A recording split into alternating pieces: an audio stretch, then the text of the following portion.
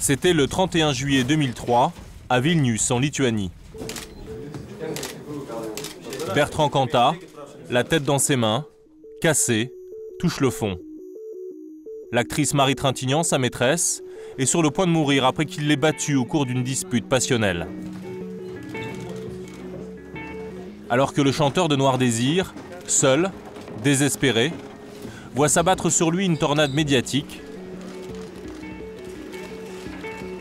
une femme va lui tendre la main. Son épouse, Christina Radi, qui accourt pour le soutenir. C'est la première fois qu'elle le voit après le drame. Elle est la seule présente. Elle a un geste tendre. Elle a le visage bouleversé, mais on voit que sa main, voilà, elle lui caresse la tête pour dire « je suis là, tout va bien ». Bordeaux, dimanche 10 janvier 2010. Dans cette maison, Christina Radi se suicide par pendaison, alors que Bertrand Cantat dort à l'étage du dessous. Dans le quartier, cette mère de 2 jeunes enfants était bien connue du voisinage. Elle semblait heureuse et personne ne comprend son geste. Elle était avec ses gamins, elle se baladait avec ses gamins, elle était en vélo, toujours souriante, toujours bonjour. Aucun problème et rien ne laissait à croire qu'elle avait des problèmes. Je la voyais le matin, le soir, et c'était quelqu'un de charmant. Avec ce qu'elle avait vécu, avec ce qu'elle avait surmonté, avec, je pensais qu'elle sortait la tête de l'eau, vous voyez ? Je pensais plutôt que c'était la phase d'amélioration de sa vie. Là, je trouve ça vraiment... on a été très traumatisés. Pourquoi Christina Radi s'est-elle donné la mort, alors que son grand combat pour le père de ses enfants était derrière elle? Qui était vraiment cette jeune femme courageuse, soutien indéfectible d'un homme qui pourtant l'avait quittée?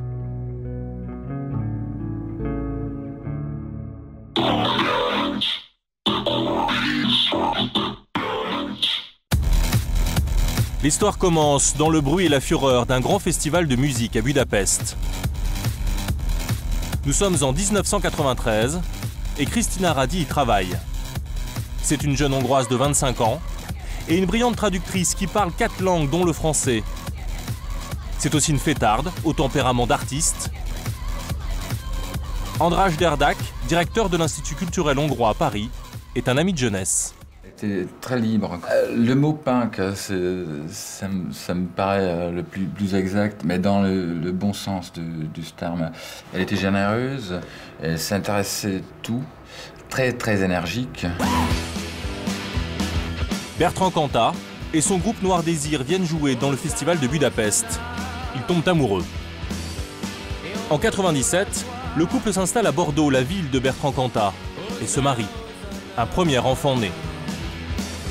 Mais Christina Radi ne se transforme pas en femme au foyer, groupie de son mari. Bien que loin de son pays, elle est active de son côté et mène à bien de nombreux projets, comme la traduction de ce recueil d'un poète hongrois, Attila József. Ces vers sont un peu comme les chansons de Bertrand, des textes très forts. Elle a passé beaucoup de temps à traduire ces poèmes. Écoute, c'est un travail quand même, ce qu'elle a fait, c'était pendant 2 ans je crois. Elle a fait Les textes ont même donné lieu à un spectacle qu'elle a mis en scène. Avec les photos d'Attila József. En 2002, elle est enceinte d'un 2e enfant de Bertrand Cantat, mais c'est à ce moment-là que son couple bascule. Le 3 juillet, au cours d'un concert à Vaison-la-Romaine, Bertrand Cantat fait cette fois-ci la rencontre de la comédienne Marie Trintignant. Le début d'une folle passion amoureuse, mais une passion qui va se révéler destructrice. L'été suivant, le chanteur suit sa nouvelle compagne sur un tournage à Vilnius, en Lituanie. Dans la nuit du 26 au 27 juillet 2003, au cours d'une très violente dispute, il lui donne des coups qui lui seront mortels. Déboussolé par cet acte fou, seul entre ses gardiens, il tente de mettre fin à ses jours.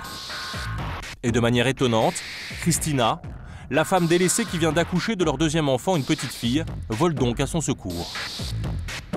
Ce n'est pas venu naturellement, c'est venu à cause d'un coup de fil qu'il m'a donné après la tragédie. Et à cause du fait que ce coup de fil a été très alarmant pour moi. Et aussi parce que Bertrand a perdu connaissance pendant le coup de fil et je devais être à cet endroit pour essayer de comprendre, pour essayer d'aider. Un an plus tard, en mars 2004. Juste de nous dire que vous attendez la justice italienne aujourd'hui. Vous attendez une justice équitable. Vous êtes dans quel état d'esprit aujourd'hui à la fin de votre procès? Malheureuse, mais bien présente au procès, où elle va veiller de nouveau sur Bertrand Cantat et l'aider de manière décisive. Alors que la mère de Marie Trintignant, derrière laquelle toute la famille fait bloc, est défendue par un ténor du barreau, Georges Kijman. Sur le banc d'à côté, Christina rassemble et mobilise le clan Cantat. Cantat est là dans le box. Sa sœur et ses parents, son père, sa mère. Entrez. Nord-Désir, Denis, Jean-Paul. Elle a organisé les différentes venues des uns et des autres. C'est elle qui s'est battue pour que tout le clan soit là, que l'argent soit là, qu'ils puissent louer un appartement, qu'ils puissent payer des avions, qu'ils puissent venir. Et puis surtout, à la barre, devant les juges, elle remet en cause le portrait d'homme violent qui est fait de son mari. Bertrand est un homme très honnête, qui dans les situations extrêmes privilégie toujours le dialogue et la parole. Je n'aurais jamais pu partager 10 ans de ma vie avec un menteur, un macho et un castagneur. Christina Radi a été la meilleure avocate de Bertrand Cantat. C'est-à-dire, selon vous, il aurait pris plus si elle n'avait pas été là? On ne peut jamais savoir, mais elle a eu un effet extrêmement positif. Et même Maître Kijman a été troublé par son témoignage. Et à la fin, il a eu pour seule réponse de dire à Bertrand Cantat « Quelle chance vous avez d'avoir une femme pareille ». Elle le défend de toutes ses forces, alors qu'il l'avait quitté pour Marie Trintignant.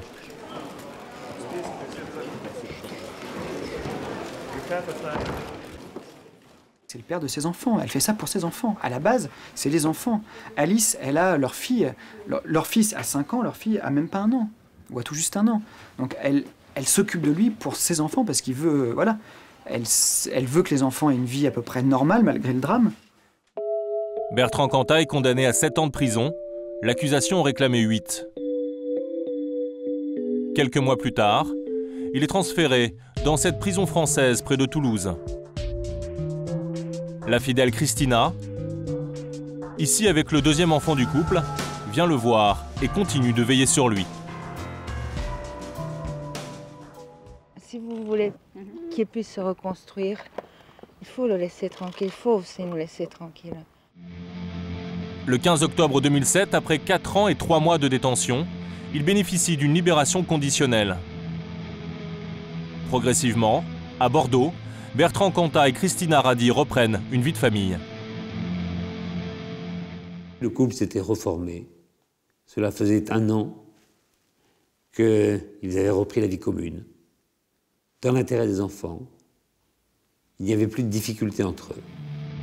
Le dimanche 10 janvier 2010, dans leur maison du quartier Nansouty, à la mi-journée, le fils aîné du couple découvre Christina pendue à l'étage. Bertrand Cantat dort au rez-de-chaussée. La jeune femme de 41 ans s'est suicidée.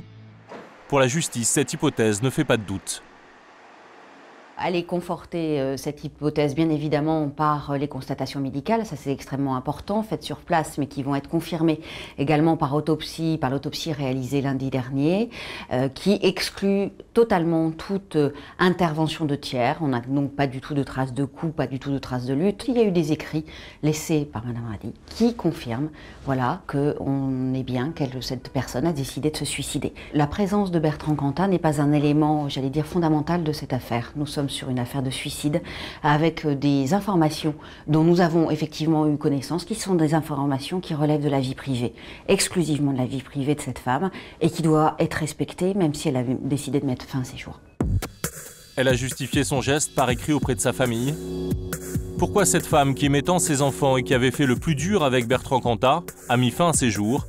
Même pour ses amis, cela reste un mystère. Je ne peux pas expliquer. pas expliquer, c'est quelque chose complètement inattendu. Elle était très très forte. C'était une des plus fortes femmes que je connais, qui était toujours optimiste, qui a toujours cherché la solution, pas les problèmes. J'ai eu beaucoup d'amis au téléphone et on essayait à analyser pourquoi, comment, quand, qu'est-ce qui se passait. Et personne ne sait pas expliquer. 7 ans après la disparition de Marie Trintignant, Bertrand Cantat fait donc face à un deuxième drame. Cette fois-ci, il n'aura plus son ange gardien pour le réconforter.